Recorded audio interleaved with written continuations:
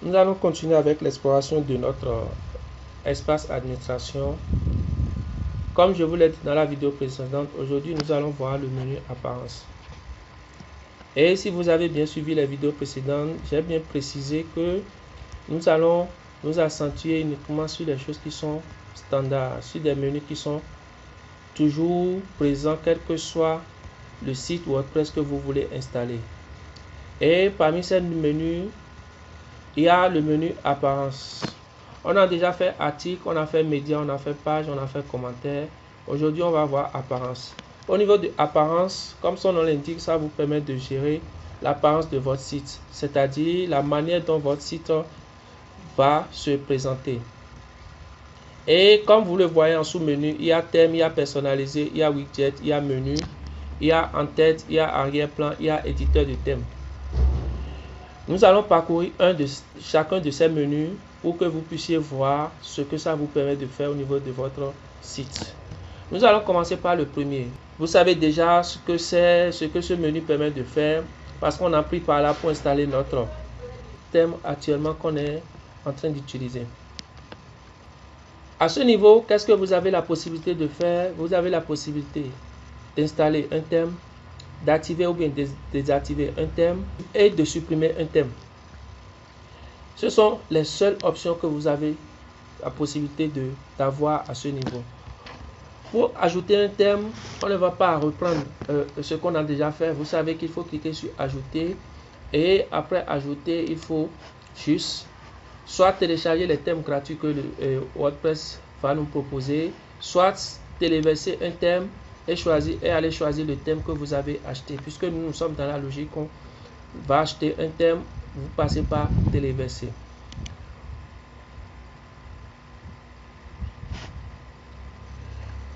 Pour activer un thème, on l'a déjà fait également, il suffit juste de cliquer ici. Maintenant, pour supprimer un thème, vous cliquez sur détail du thème et vous avez le bouton supprimer ici où vous pouvez supprimer le thème. On va d'ailleurs supprimer les anciens thèmes. On va commencer par ceci.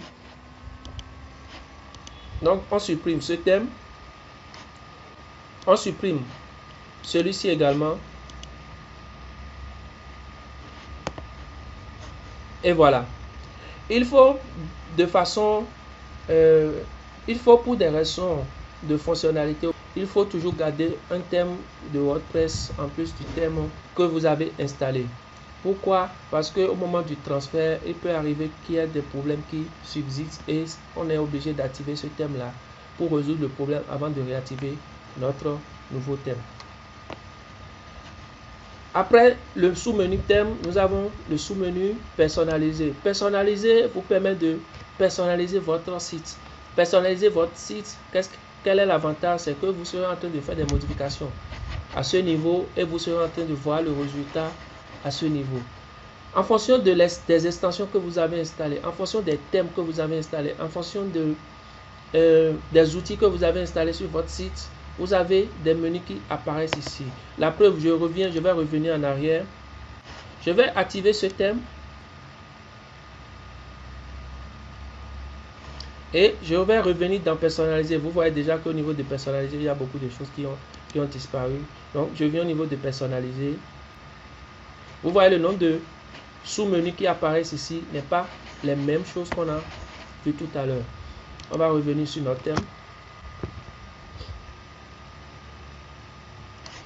Je réactive l'autre thème. On va repartir sur personnaliser.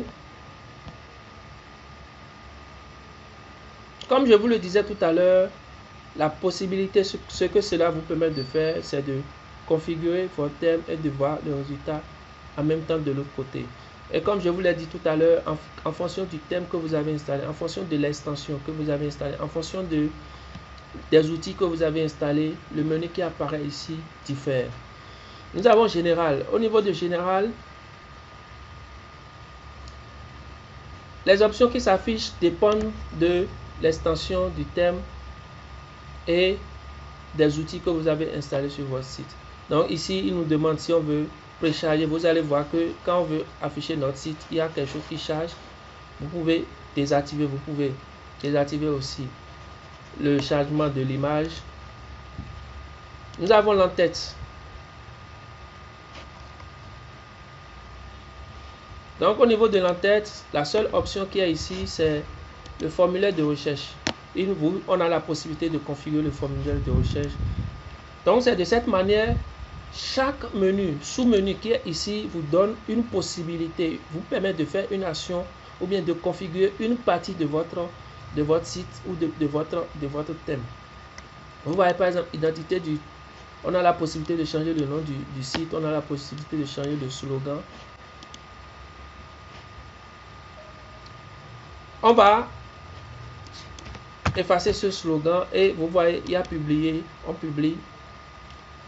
Dès que vous faites toutes les corrections que vous avez à faire, vous publiez et en même temps, aussitôt, les corrections sont prises en compte sur votre site. Dès que vous finissez de faire toutes les corrections, vous revenez au niveau de l'extension.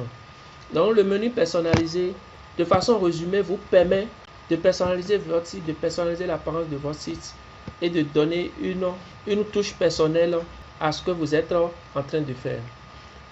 Nous avons les widgets. Quand on dit widget au niveau de WordPress, ce sont des outils, des gadgets en quelque sorte que vous pouvez mettre sur des parties spécifiques de votre site. Ici, vous avez l'ensemble des gadgets qui existent. Et comme tout l'ensemble du site WordPress, les gadgets, les widgets qui sont présents dépendent des outils que vous avez installés.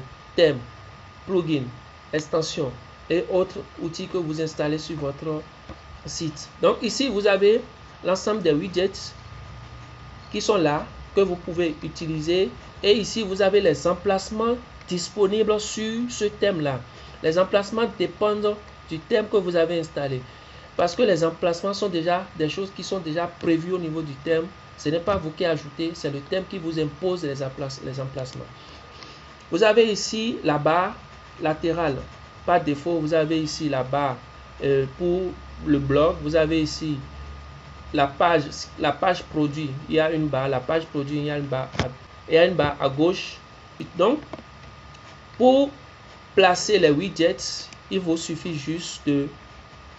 Supposons qu'on veut sélectionner le widget calendrier. Vous cliquez et vous déposez juste dans l'emplacement où vous voulez l'installer. Ici, on l'a installé dans la barre latérale du blog. Donc, je mets calendrier.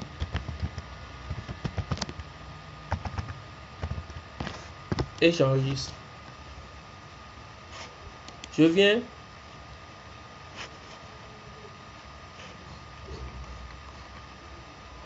je vais me rendre au niveau de mon blog pour vérifier si effectivement ça a été installé.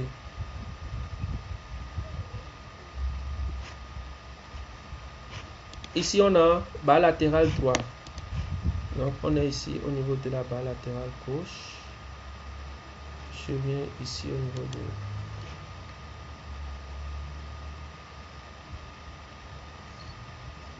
Bon, pour que ça s'affiche très vite, je vais le mettre sur blog, barre latérale gauche, blog, barre latérale droite. Et normalement, si j'actualise mon site,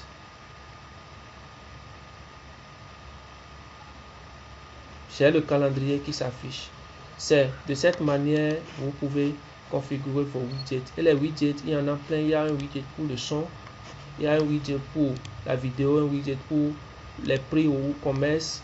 Il y a les widgets, il y a plein de widgets en fonction de ce que vous installez sur votre site. En résumé, les widgets sont des extensions, des outils, des gadgets que vous pouvez placer rapidement sur votre site, sur des emplacements spécifiques de votre site pour faire une action spécifique.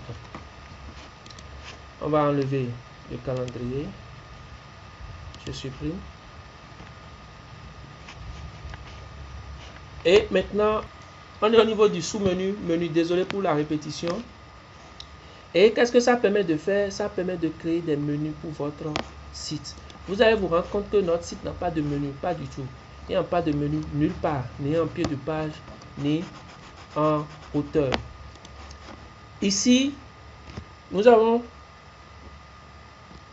la possibilité de créer des menus et de les placer dans des emplacements spécifiques.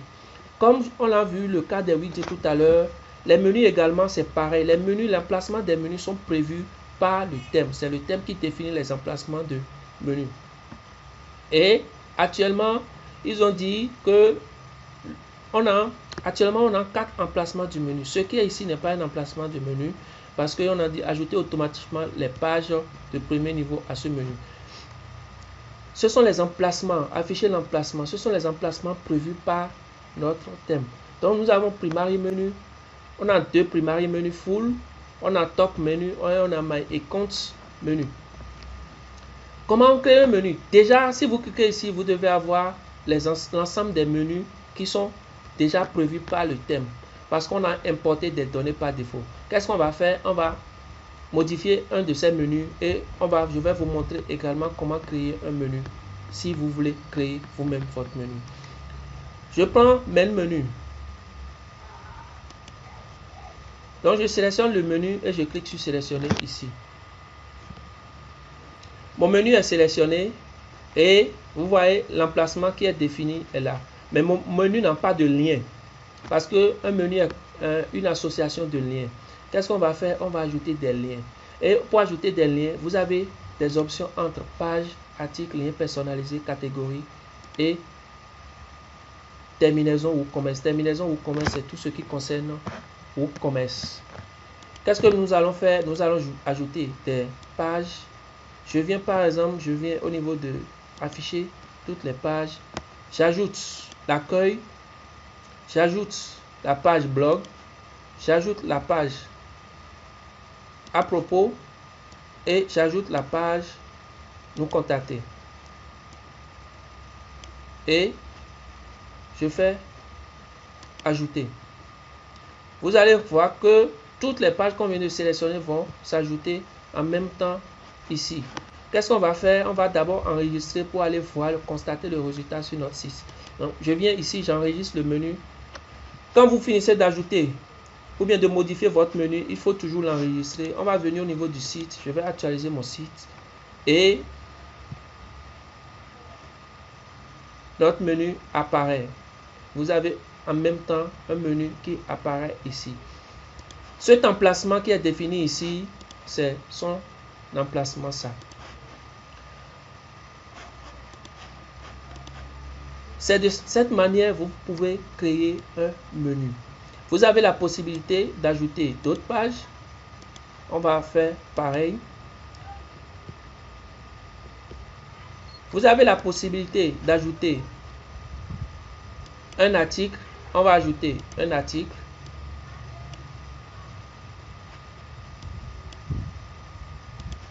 On va ajouter un article. Vous avez la possibilité également d'ajouter un lien. Le lien c'est à quoi? Supposons que vous voulez créer un menu, un bouton menu. Supposons que vous voulez créer un bouton de menu ou sur lequel un bouton de menu qui va renvoyer vers une autre page. Je donne un exemple. Vous êtes un site d'entreprise et vous avez un autre site e-commerce. Dans votre menu, vous pouvez mettre notre boutique. Et dès qu'on va cliquer sur notre boutique, on ira sur le second site. Qu'est-ce que vous faites? Vous mettez l'URL du second site là. Je vais copier quelque chose comme ça. Vous mettez l'URL et vous mettez le nom. Donc, je mets boutique et je fais ajouter. Lien personnalisé, c'est ça. Vous pouvez même mettre un lien vers Google. Vous voyez le boutique ici et vous avez lien personnalisé. Vous pouvez mettre google.com ou bien google.fr. Vous pouvez mettre Facebook. Vous pouvez mettre tout ce que vous voulez. Vous avez la possibilité d'ajouter des catégories. Pour le moment, on a des catégories ici. Il faut juste sélectionner les catégories et ajouter. Vous avez également la possibilité d'ajouter des terminaisons ou commerce. Par exemple, vous voulez ajouter un bouton pour permettre à la personne d'aller consulter ses commandes ou bien d'aller consulter ses téléchargements ou bien d'aller sur les détails de son compte. Vous sélectionnez et vous envoyez. On va enregistrer notre menu pour aller voir ce qui se passe quand on enregistre. On va actualiser notre site et attendre le résultat.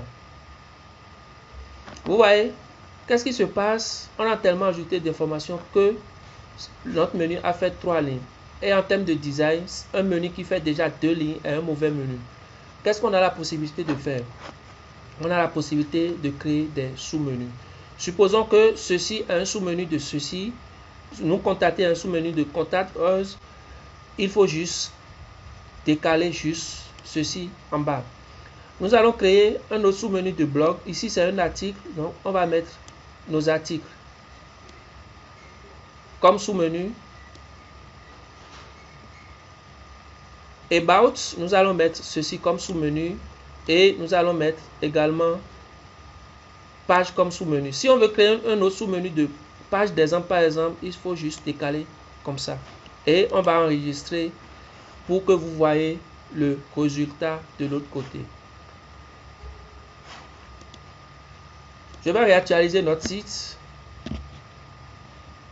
Et vous voyez, on a nos quatre informations et vous allez vous rendre compte que en même temps, les sous-menus s'affichent. Vous voyez. C'est de cette manière on crée les sous-menus au niveau de WordPress. Dernière chose qu'on a la possibilité de faire au niveau de WordPress, c'est, je viens par exemple, je prends par exemple cet article que je vais ajouter. Vous voyez comment le texte est long. Ce texte comme un menu sera vilain. Qu'est-ce qu'il faut faire? On a la possibilité de changer le mot qui sera affiché. Ici, on a Home. On peut mettre ici, par exemple, Accueil. Ça ne change pas le texte, ça change juste le libellé, ce qui va s'afficher dans le menu. Je mets Accueil ici. Je mets Publication ici. Je vais mettre ici. Je vais changer et je vais mettre article 3. Je vais changer et mettre article 2. Je vais changer et mettre article 1. C'est de cette manière vous avez la possibilité de changer tout ce que vous voulez. Je vais changer ici. Je vais mettre à propos.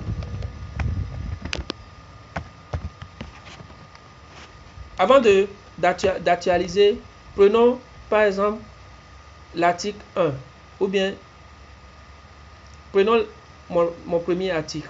Je clique. Vous voyez bien l'article qui est affiché. On a mon premier article et l'article qui est affiché. C'est ce premier article là qu'on a nommé ici article 1. Je vais enregistrer. J'actualise mon site.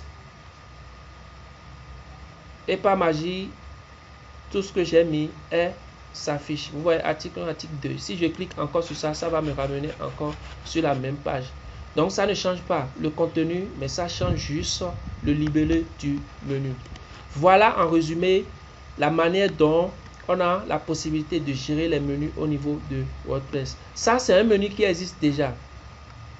Vous avez la possibilité de changer d'emplacement. Je peux changer par exemple. Vous pouvez placer un menu à tous les emplacements menus. Vous pouvez choisir 2 emplacements. Vous pouvez choisir 3 emplacements. Vous pouvez changer d'emplacement au menu. Donc, il suffit juste de changer l'emplacement du menu pour lui changer de place. Maintenant, si vous voulez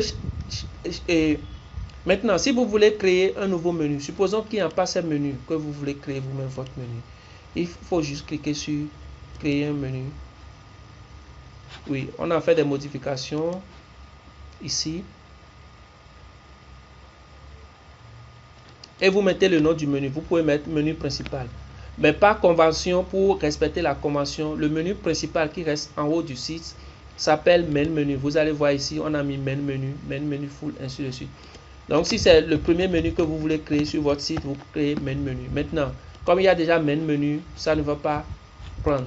Et dès que vous mettez le nom, vous cliquez sur créer votre menu.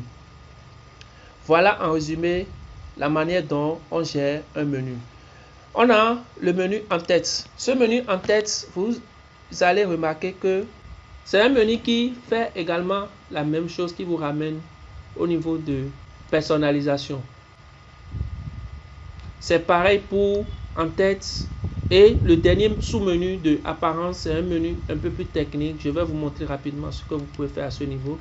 On ne sait jamais, il peut y avoir des techniciens parmi vous, mais je n'ai jamais oublié le mot d'ordre de WordPress Tool, c'est 0 code, 0 mot technique. Qu'est-ce que vous pouvez faire à ce niveau? C'est que vous avez la possibilité de toucher au code. Vous pouvez changer par exemple la police, vous pouvez changer la couleur par défaut, vous pouvez changer tout ce que vous voulez à partir d'ici, si vous maîtrisez les codes. Vous voyez, ici, vous sélectionnez le thème sur lequel vous voulez travailler. Pour le moment, on a deux thèmes, on a Elite, on a 2019. Vous sélectionnez et vous cliquez sur sélectionner et il vous donne les fichiers que vous pouvez modifier au niveau de ce thème là. Vous voyez par exemple au niveau de Elite, on a beaucoup de fichiers qu'on peut modifier.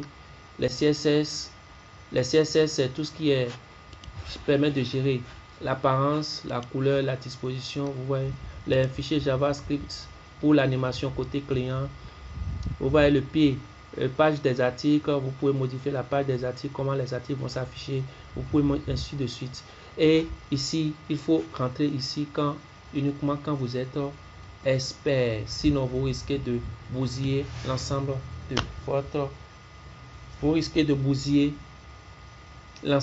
de votre site. C'est de cette manière que se compose le menu apparence qui permet de gérer tout ce qui concerne l'apparence de votre site.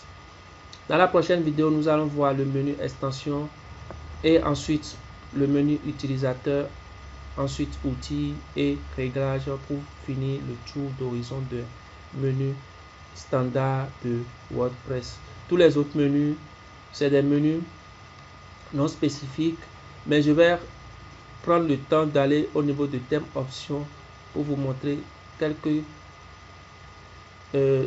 astuces ou bien vous montrer comment ça fonctionne pour que vous puissiez à partir de ce menu également faire des choses. À la vidéo prochaine.